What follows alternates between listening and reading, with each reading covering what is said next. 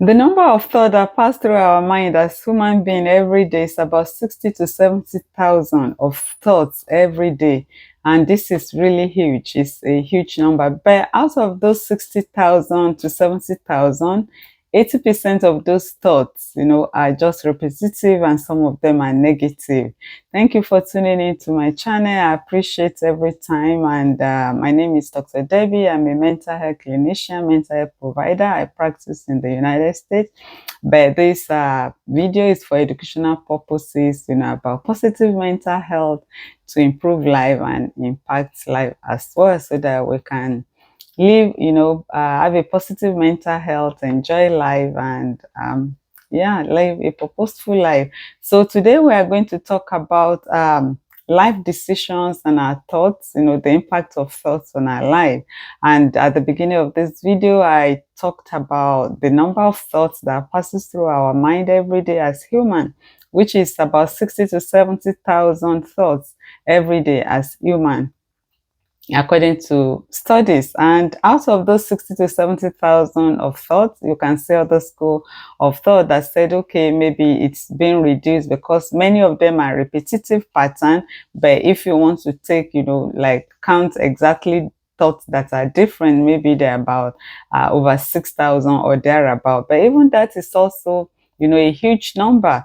And then, as we have said, out of those big number of probably 60 to 70,000, 80% of those, they are repetitive patterns. They've been reoccurring again and again. And also, according to studies, that some of them, they are negative. Like the brain has a kind of, you know, a kind of trick, to stick to a familiar pattern. If this thing has been happening again and again, the brain is able to recognize it. And I think that impacts our learning as well, that even no matter how difficult or strange something it looks like, by the time, you go over it again and again, it's like, becomes sticky, and one is able to remember it. And the more you practice it, it's able to pass from short-term memory to long-term memory, that even if they call you, many some after some time, like even in years, I like now I can remember there are certain nursery rhyme that I took, when I was in kindergarten, when I was in elementary school, that I can still remember it even after how many decades have passed, because those information, it's a kind of repetitive that time, like you are if a teacher is teaching like elementary or kindergarten students, like alphabets, and then they form it into like nursery rhyme, into songs. But over the years, and that's how all of us will come to learn ABC, that the alphabet, that we never forget it, till now. That is the way the brain works, that the brain is able to stick to familiar pattern. And how many years, we have learned the alphabet, we never forget it. Since then, we are able to do complex things with it, forming word sentences, theses, books, literature, different kind of things, words, and that we have been able to make out of that simple, or the first attempt, of learning, introducing us to alphabet, because of the power of brain sticking to familiar things. In this aspect, the funny part of it is that, the negative aspect, that the brain, dwell more about negative aspect. And this could be tricky, like in mental health.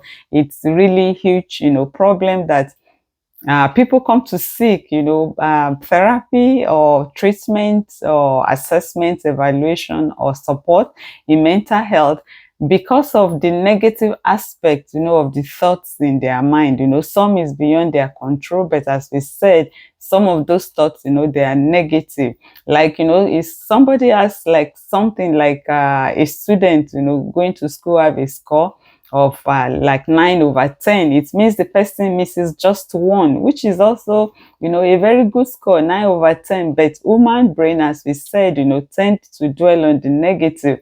The individual people do not tend, to give most of the time to give attention, to the nine, because they don't take time, to look at all those things, at a very critical kind of way. They tend to concentrate on the negative aspect, the only one item that they've missed out. And when they come, for mental health, for support, for evaluation, assessment, or treatment, we help them to bring in, they to look at the nine that is the positive instead of concentrating on the negative. And that is when we do like affirmation, like cognitive behavioral therapy, like, journaling, focusing. And then, when you are present, you can't, oh, you've been living your life very well, you have done well in this, you have done well in this. And it is then, it's very, very emotional. You see patient, then they start, to smile because they never recognize the positive pattern, of the progress they've been making in life, but they just concentrate on only one item, that maybe they are struggling with. And it's just a trick of our brain, as all those pattern of thoughts passes through our mind. People tend to concentrate more on the negative. And like we said, the way the thoughts, the system of the thoughts passing through the brain, it's more of a repetitive pattern, and also a negative. So it's the negative that people, hooked onto. It's like someone is like filming, and then you are seeing a lot of patterns, a lot of items and all that. But like the camera, maybe the cameraman just fixes his attention on, one item and try to zoom in on that, enlarge it. That's the way the thought is. You zoom into that negative portion, of those thoughts, that, oh, look at this, oh, I'm having this thought, the shape of this thing is like a shadow, it's like someone, is not happy with me, someone is not friendly with me, someone is talking, gossiping about me and all that. But like the other one, you did not zoom in, into the positive aspect, that, oh, this is an advantage, this is a benefit, I can benefit on this, I can impact people on this, I can do well on this, I'm good in calculation, I'm good in public speaking, I am good, in like enterprise, I'm good in, like interacting with people, I'm able to associate with people easily. We do not concentrate on our positive strength, but we try, to focus more, zoom in, into the enlarge, like kind of enlarge and magnify the negative aspect that we are not doing well. And with that, it affects our mental health, it affects our life, it affects our work, it affects our relationship. And this kind of draws back, this kind of become a concern to us. It affects our output, it affects our sleep and all that. So going forward, what is the solution, to like reframe, like the thinking pattern, instead of concentrating on the negative one, that is the positive one, that we continue to focus on. And through this, a lot of people, they've been able to do well in life. Ideas that will come, instead of the negative, you can turn it over, that, oh, I can do well in this, I can go into this career, I can go into this business, okay, this one. And people's life have been transformed, because they were just able to reframe the thought that is going on in their life. And that is the solution, to this, is one of the framework that we use in mental health, which is CBT, cognitive behavioral therapy, that we teach people how to reframe the thoughts, the negative thoughts in their mind, to a positive one. And this give them a good feeling, because the negative one, the moment you take your attention, you do not concentrate, you do not give it attention, it's just, it viscous out, it just disappear, like vapor. And there is the one you give attention to, like you reframe it, the positive one, that you try, to expand, to be magnified, to enlarge. And that gives you a good feeling, it gives you, a positive emotion, and as well, your behavior.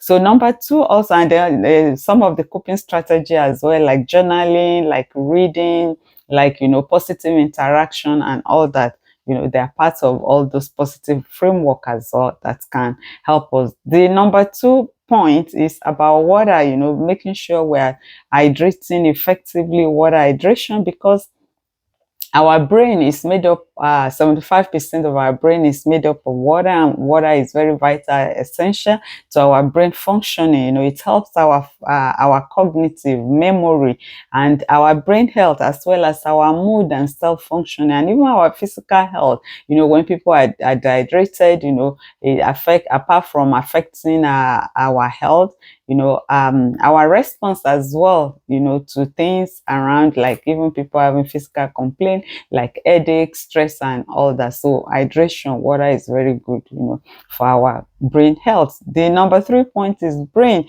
It needs a lot of water for its brain signals and maintaining the structure of the brain. As we say, the components of brain is made with high components of water. And number 4 is that water supports, the neurotransmitter, the neuron communication for attention and decision making.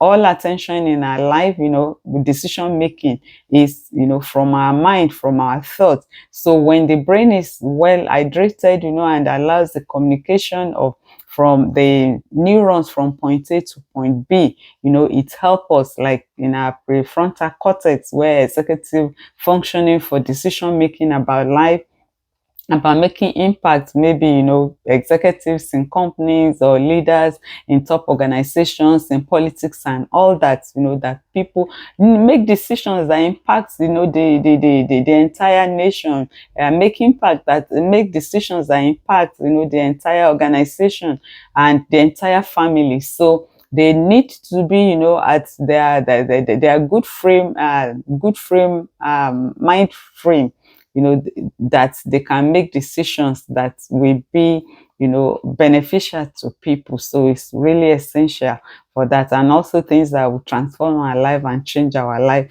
as well. And then number 5 is that, dehydration. When we are not drinking enough water, that is, a kind of when dehydration sets in, and then this can lead to irritability, lead to stress and anxiety, because we are not able to put our thoughts together, we are disorganized, and the decision that are making, being made during that time, they are not the best of it. And at times people make decisions before they know that, oh, I shouldn't have, do it this way, do it the other one. So it's essential, that we make sure we're taking care of our brain health and we're drinking water as much as possible. And then the number 6 is that it will definitely affect our attention and concentration, and it's invariably it affects our outputs, the power of the decision we're making, the weight of the decision we're making, the quality of the decision we're making, and the impact. Some people, they've made some negative decision, that some decision that impacts people's negative because of their state of mind as at that time. So we take note of all this and see how we can impact our life, impact the life of other people, that are under us, at the place of work, in the family, even at the national level, in top organizations, in whatever we are doing, and even also, helping our organizations, to expand, to grow, when we bring, quality ideas, and yeah, to contribute, to the growth and development of whatever you are doing, be it in the family, be it in organization, be it in any position of leadership. I hope you learned something. It's about positive mental health. It's about our productivity as human beings, that we can enjoy life, we be in good health, our mental health and our physical health and overall well-being. And this is for educational purposes. My name is Dr. Debbie. I'm a mental health clinician. And until I see you again in my next video, have a positive mental health. Like, share, comment on this video for us to impact other people positively too. Okay, thank you and have a good one. Bye.